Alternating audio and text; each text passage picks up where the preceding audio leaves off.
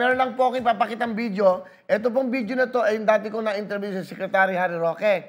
Dito po, we'd like to ask courtesy to GMA Network kasi nung GMA po ito. Kaya kalat na po ito ngayon sa social media na in-splice po nila. Alam niyo, para lang humalaman yung advice ko sa inyo, may mga video po na ini-edit nila, napapasama yung ibang tao kasi hindi naman yun ang totoo. So, ini-edit nila. Pag edit out nila, ang pinapakita nila yung hindi katotohanan. So, ito yung lumakalat na video ngayon. At ako po ay medyo, di ba? Panoodin natin yung na-splice o yung inedit na interview ko po kay Secretary Harry Roque. With respect sa GMA Network, papakita po namin to. Pasensya na po kayo. Kailangan lang ma-clear to. Attorney Gosson, Ma'am Annette, Mr. Eduabit, pasensya na kayo. Tito Philip, Yalong, pasensya na kayo. At kailangan lang namin ito ipakita para maklear lang yung totoo at para malaman nila kung ano yung totoo. Ito po yung interview yung in-splice, yung in-edit po nila. Tingnan po natin. First time po na sa kauna-unahang pagkakataon, ikaw lang napapanood sa buong bansa. Oh! Alam mo, duda ko. Kaya yung isa na walang prangkisa, ikaw may kagagawan yan. Aminin.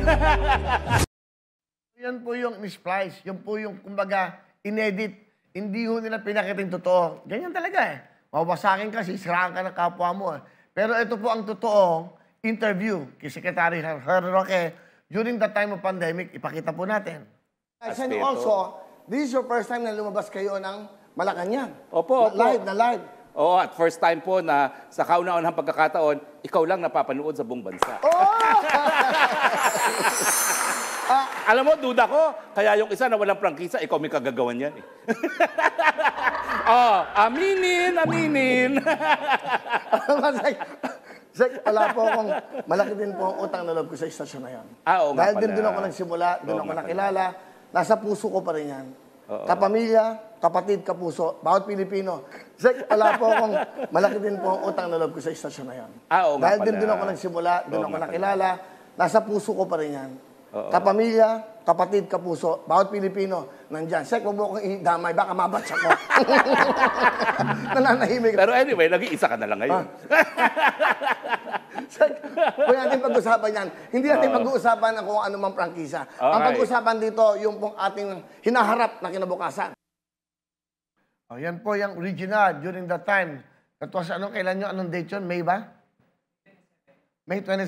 Ayan po, May 27, 2020. Ho. During the pandemic po yan. So, yung kumakalat naman ho sa social media, in-splice, in-edit, ang pinakita ko yung tumatawa ko, parang pinagtatawanan ko po yung prangkisa na hindi ko naman pwedeng gawin yon. Nadinig nyo naman kung ano ito to. So, ito yung mga aral, no? Yung tinatawag nilang, di ba? Yung, talagang pwede kang sirain eh, anytime eh, doon sa social media po. Yung clickbait, yung tinatawag nila, ang tawag doon? Clickbait. Yung clickbait po na, yung bang pasakayin ka, ito yung kanilang front page, tapos hindi pala yun na istorya. So, ganun ang nangyayari, which is yun nga nangyari sa akin. Kaya, hindi naman ako ng tawag kay Tita Christy, no? Hindi ko pinanood yung buo, nag-react kagad ako. Which is yun po yung aral sa ating lahat. So, susunod na po ang tawagan. Tatawag ako na marami, at dyan lang ho kayo. Babalik po ang Wowin para sa inyo. Wowin ang lahat sa aming pagbibigay ng saya at pag-asa ng iyong hinihintay. Wowin ang lahat